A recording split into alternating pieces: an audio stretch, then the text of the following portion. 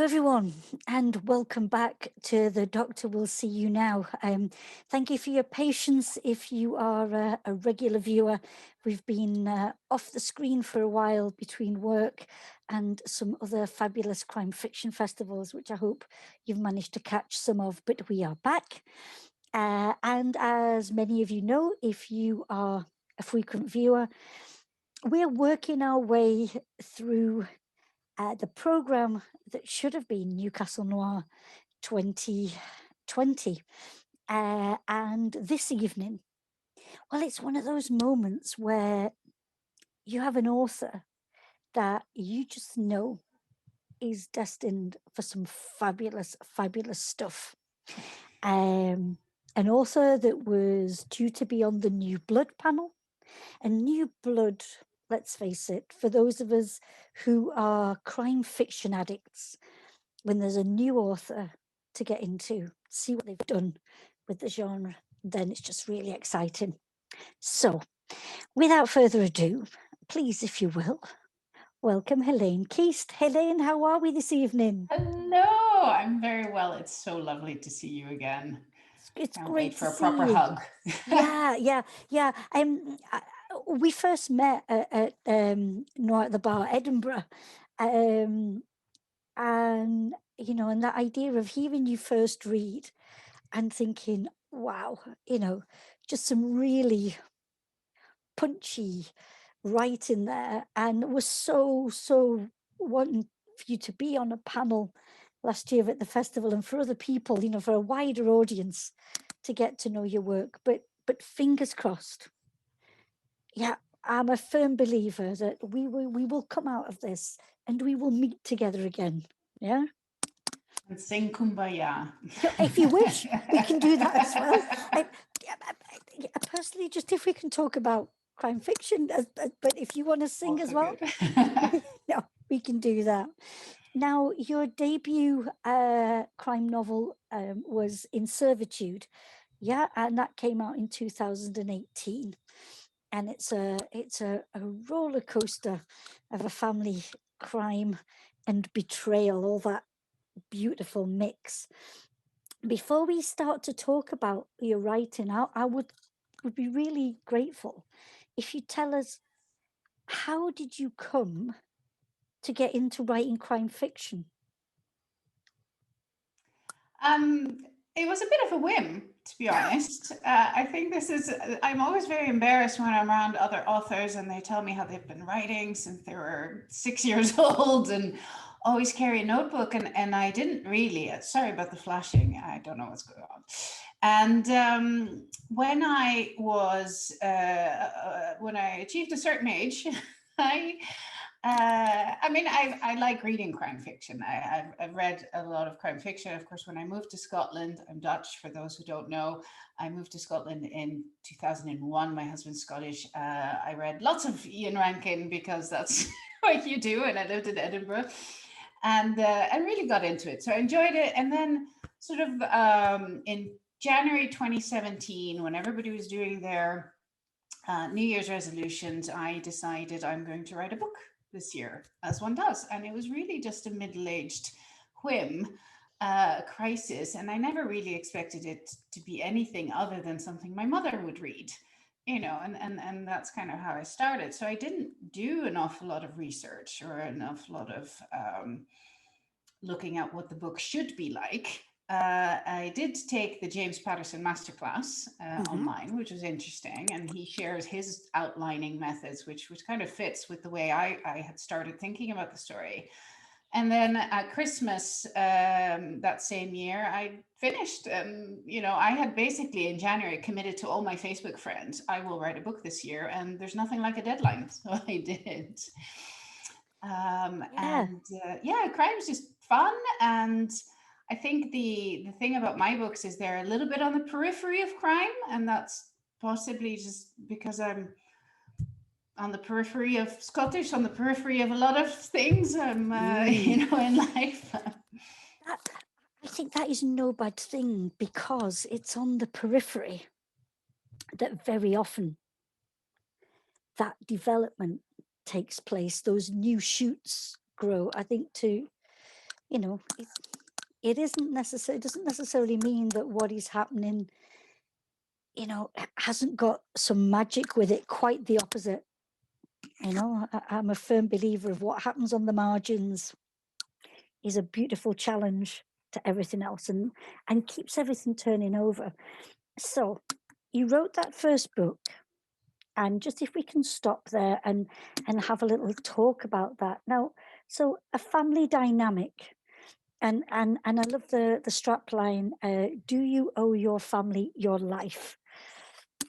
Um, can you tell us a little bit about the plot and those characters, and what is this idea of owing your life? Yeah, the book starts with the death of Glory. This is not a spoiler, it's literally the first sentence. So that's all right. Glory is dead. And the book is about her sister Grace, who basically drops everything help to try to help Glory's family. She leaves behind a husband and two small boys, to help out at the vegan cafe that Glory had set up in her life. And in doing so, she puts herself very much second.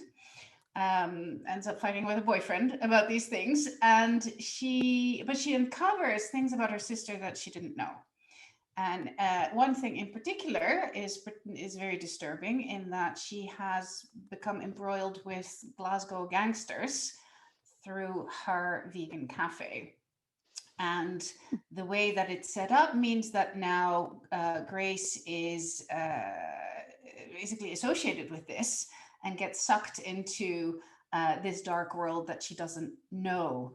The thing that's fun about these two women is obviously you never get to meet Glory, but you meet her through flashbacks, and you meet her a little bit through Grace talking about and to her. And Glory, though dead, is the lively one, and very much the one who needs a lot of attention, and that's a theme that comes back also. They come from Perth, and again, in the spirit of not wanting to do too much research, that's where my in-laws are. So I just picture their house, and it's quite convenient. And so already there's this threat of the big city for them. They both moved to Glasgow when they went to college, having been somewhat sheltered, and then are now many years later exposed to the dark side of the city. I have two questions for you then about, first of all, the names of these sisters. There seems to be a religious, little hint of religion there. Do they come with a religious background? A little bit. I wanted in this book, as an outsider, to draw out some of the dynamics in Scotland. And of course, religion is one. And so they are Catholic. They are called Grace, but they were like a minority of Catholics in Perth. And so stood out again, and had a certain burden associated with that there. So it's a theme that isn't a big part of the book by any stretch, but it's there to illustrate the issues that exist within Scotland, in the same way that I also talk about. It's very much about socioeconomic dynamics, particularly in the south side of Glasgow, where I live. Again, quite lazy in my research, and also there are some references to the independence referendum. So a lot of it is around the dichotomy of the country. Woven through, obviously, a very suspenseful story. but I do think as well, those layers, those other stories of what is happening in society, I think they are, just as important a way of grabbing our attention, making us think about things, as any crime that might happen, or any tension between a live and a dead sister.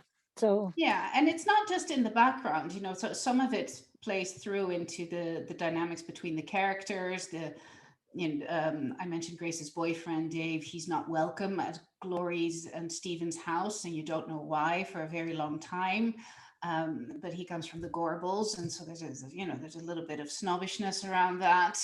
And it's fascinating to just draw that out while you're telling a story. I really enjoy that. Not to be too heavy-handed. The other question I wanted to ask you, though, was, What did it take to be able to research into Glasgow's underworld? A vivid imagination. So there's no danger of somebody wanting to come and collect, shall we say? Well, I have to admit, I was a little worried because I describe a pub that I don't name. Obviously, it has a different name, the Prince William, but I describe a pub that anybody in the know would recognize uh, in Glasgow. And it is where, the big baddies are hanging out. Mhm. And I did worry, if somebody reads this and they recognize it, and are they going to come after me? How hard is it to find my address? But actually, I don't. They. Yeah, no, I was going to say they don't come off too badly, but they do. So, Oh, yes. If any of them are watching, that's it. gentle. It's a vivid Yeah, imagination. The pub is made up. It's based on nothing in particular. love it. Okay, so the first book. What was the journey like? You've written the book, and I wonder then for it to be published, what were the steps that you went through for that to happen? Yeah, so as I mentioned, I didn't really expect it to be anything, or certainly not to have finished writing a third book already. And I had lined up a book blogger and an editor just for an assessment on literally the 23rd of December, so that I had the deadline, I had to do it. And I thought, well, we'll just see, and then we'll just, I don't know.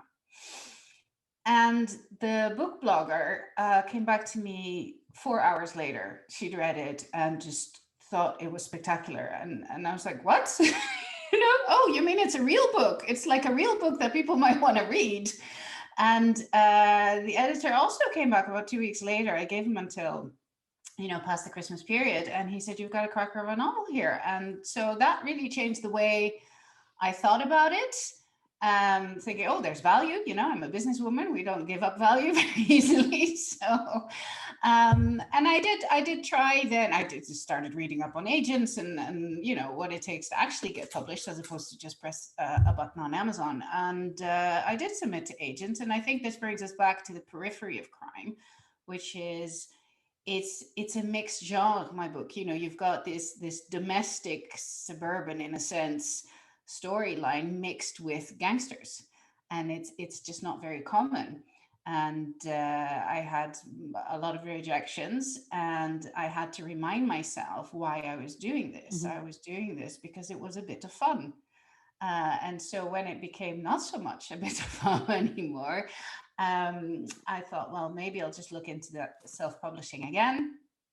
And around that time, Bloody Scotland, the festival, I'm sure everybody knows, had put out a call for new authors for the Crime in the Spotlight feature. It was, I think, the second year they were doing it.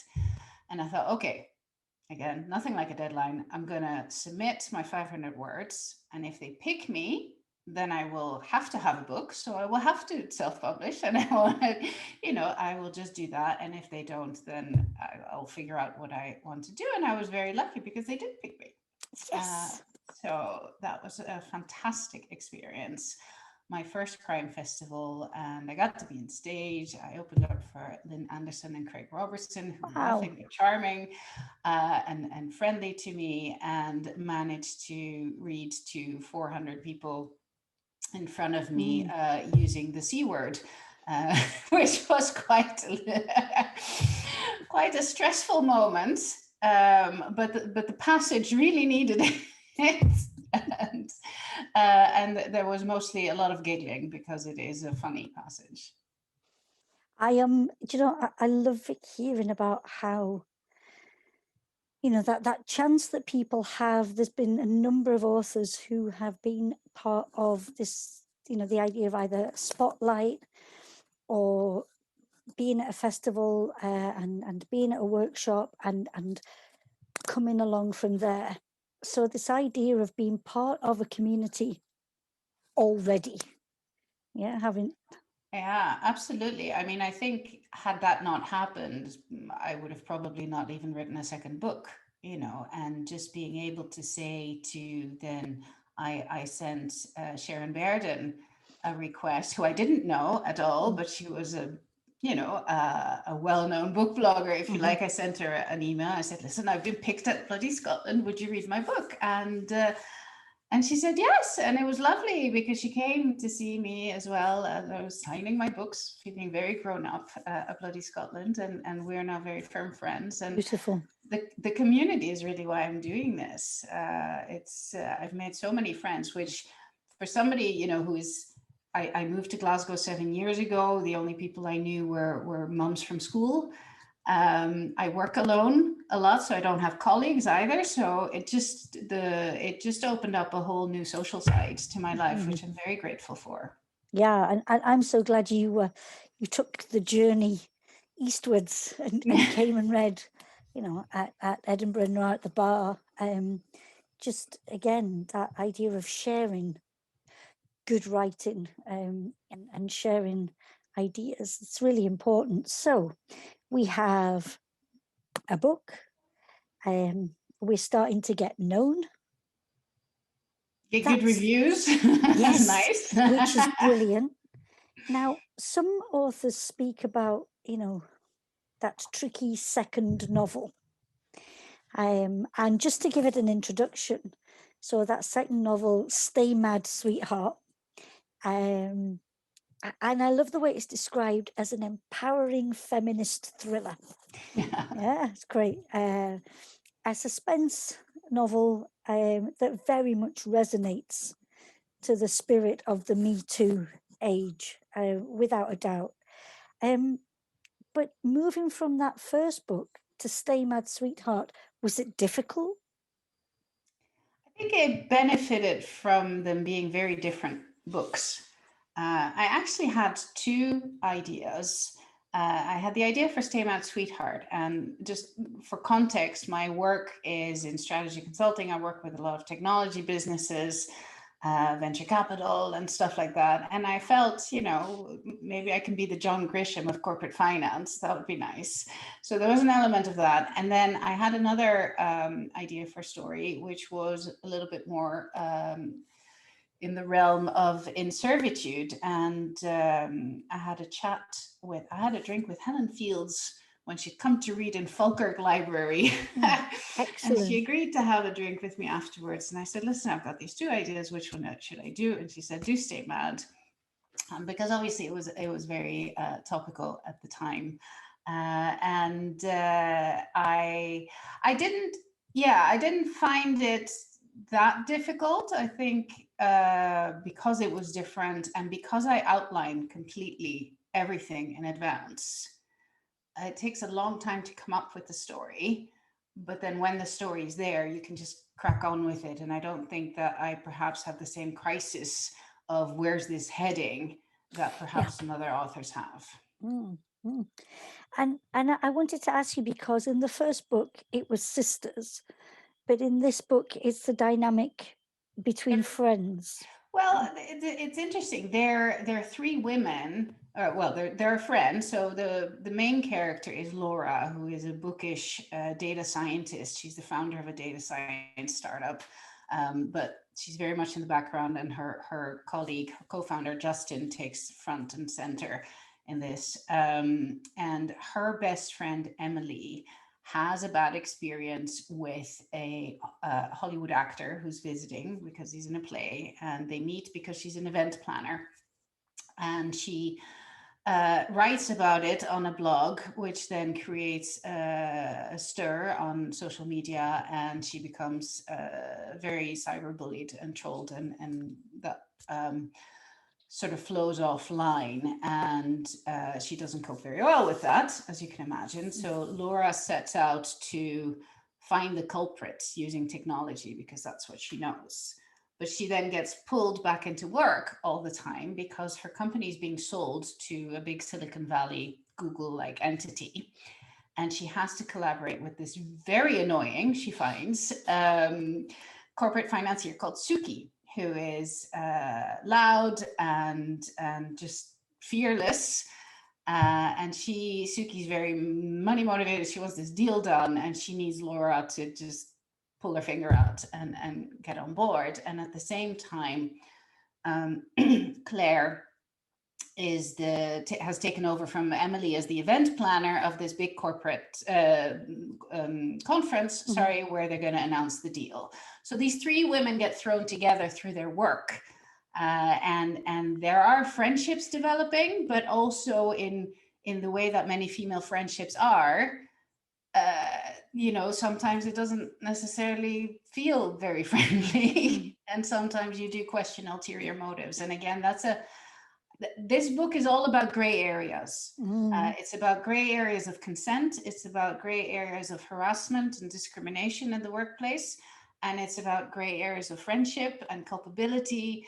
And it took a long time to plan, but it was very much with the mindset of, I want people to have a conversation because of this book. I thought she was a bit off. No, did you think, and what prompted it actually is this story that I'm saying about Emily having a bad experience with a Hollywood actor. This is, taken from real life, the Aziz Ansari debacle, where the internet exploded with different opinions of whether he was a rapist or they just had a bad date. And what was very sad to see for me, surprising first that women had such diverging views on this, because it's kind of a difficult one to class very clearly, but very divergent views feel very strongly about it. And as a consequence of it, sadly, the women turned on each other rather than actually elevating the discussion to what it needed to be. But I found that so fascinating that forms a small part, basically, or a trigger, the catalyst in this book, which is then subsequently about these women who realize that in all these different ways they're being, discriminated against, or they feel they're discriminated against, and then they take sweet revenge, which of course is the empowering and satisfying bit of it. If we can just come back to what you were saying about generating a conversation, and I wonder, and even more so at the minute when we're not actually meeting in real life, the difficulty of being able to express a different opinion and for it not to descend into trench warfare, which, sadly, looking at debates that go on even between, in the crime fiction world, there can be, some quite heated debates that can get quite personal. And you've created a story that certainly raises questions. If you were in a, let's imagine those halcyon days, sat with a drink around a table in a bar, and people began to discuss what you'd written, how do you think you could prevent it from becoming, quite a negative, angry debate? I would call upon my mediation skills because I'm a certified mediator now. I'd make the point that the whole point, a lot of the situations presented are gray areas, and so it's okay that there is no truth, and there is no single truth. Truth is how you perceive it to be in many cases. In science, there's truth, but I think if somebody has had a bad personal experience, then they're going to read this book in a very different way. And I've had readers and reviews saying, this was a little triggering, or they find some of the things much more haunting than I had intended them to be. But that's purely because of their personal experience. I think the thing about sort of discrimination in the workplace, obviously it's illegal. And this is what I liked about calling this book a crime book, because yes, somebody dies. There's cyberbullying, which is illegal. Yep. But there's no, and then there's discrimination at work, which is illegal, and harassment at work, which is illegal. But you go to the police and they're like, we just don't even know what to do with this because it is an absolutely clear-cut, cookie cutter, you know, it wasn't like they gave John this salary and they gave Jenny this salary. You know, it's all a little bit, Yeah. well, it depends. So how would I stop it descending into a brawl? I think it is that issue of, look, you read into things what you want to read into them, and I'm not painting a complete and comprehensive picture that has a very clear color here, and it's up to you to read it, and if you feel that's this, that's fine, and if you feel that's this, that's fine, but let's be grown-ups, Mm. as most of us are. Yeah, definitely. I think it's so important. And would that we could go back to those times of just a good, healthy, even heated debate, Yeah. but for it not to descend into, name calling and side drawing. I really don't like that. But thank you for creating a book that certainly does, raise so many questions. And I love how it finishes off the publicity of, with emotions running high, will the punishments fit the crimes? Yeah. That idea of the protagonists joining together to carry those things out, shall we say? Yes, and Yeah. and it's very much again around, it's not just a fine line between the innocent and the guilty, it's a fine line between justice and revenge. Yeah. Yeah. And that's it. And what's been really thrilling to me, I thought long and hard before I started even writing chapter one, but what I wanted this book to be. And what I wanted this book to be was not anti-male, because, Yes. we Yeah. call it a feminist thriller, but it is that in terms of equality. And it's very easy for Me Too themed books and other, feminist tomes to descend into, or to be perceived as being anti-male. Yeah. Again, it's all in the perception. And I tried really hard to not have that, because it isn't, I have nothing against men, quite like it. Currently, and for the last 20 years, only one, but, before.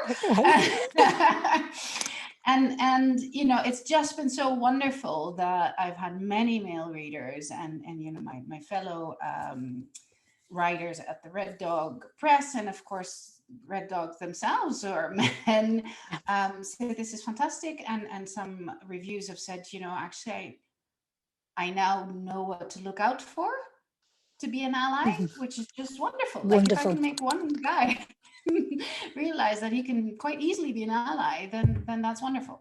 Yeah, without a doubt, without a doubt. So, 2 books published. Did I hear you say there's a third already written? Oh, it's been written for ages. Oh. Yeah, and I think I've told you about it. So it was called A Common Threat. It's got a new name, which I'll just keep secret because it might change again. And it's so it takes place in Glasgow again. It's next door to Glory's house, or in other words, next door here. And it's about Radha, who is a dentist, and she is traumatized by the death of a patient in a chair, which then awakens some other past experiences that she's repressed, essentially. And she becomes addicted to Valium. And she needs to be very careful, obviously, as a dentist, a professional woman. And she's married. Her husband shares the clinic with her, and they have a teenage son who's 15. And she also takes care of her dad, who was the original dentist, and they took over his clinic. And this is all important to the story, but essentially she feels the strain of working mother, which is again kind of a theme in the first one as it is in the third one. It's hard. And as well as these traumatizing experiences, so she turns to drugs, which obviously is a very stupid thing to do, but is easily done. And that's kind of the slippery slope that I wanted to show, that a lot of people who repress mental health issues just end up not coping very well. She then makes a very silly decision, though it's understandable, and tries to get her hands on some more drugs because she can't really prescribe them to herself. She did, she can't do it anymore. It's too obvious, and she then lands in the menacing clutches of some blackmailing gangsters in Glasgow, and they give her a very, very difficult choice, which could cost her everything. Mm. I, I, again, you bring us a story with that moral dilemma for the reader. Immediately, you hear about it, and it's easy to judge and say, well, that's terrible. Come on, professional woman behaving like that's terrible. But then, why, But how? there are reasons, Yeah, and there are excuses. yeah. And so I look forward to when that becomes, out there. Yeah. So it's I got an agent on the back of that one. So Wow, excellent. Yeah. I signed up with Annette Crossland at A4 Authors back in December. So it takes, for people out there, it takes a long time to get an agent. It sure does. And she's wonderful. And she and Kirsty Long, who's our associate, they loved it and have submitted it to a variety of publishers. And they're also, she's also looking at potentially doing some stuff with some of the rights I still have from the other books, like audio or foreign rights. Great. We're just kind of looking at what's possible, which is exciting. But yeah, I'm hoping, I understand these things can take another 8 months. I'm not known for my patience, but I'm just having to grin and bear it. And for me, it's fascinating, right? The first book I self-published. I invested a lot of time learning how to do that. And then the second book, I got a little bit of notoriety. I tried agents again, and again, Stay Mad Sweetheart is part crime, part contemporary, part, it's kind of 9 to 5 meets Suits meets Black Mirror. It's a little bit techie as well. So I got fabulous feedback, which is a great story. Love the book. The writing's fantastic. Don't know how to sell it. And I was just so very grateful that Sean at Red Dog Press took it on, because they can just do what they want. And it won the Book Bloggers Novel of the Year third prize recently, which was very exciting. It's had fabulous support from the bloggers. I'm just so grateful. Yeah. I'm a firm believer in this. I understand the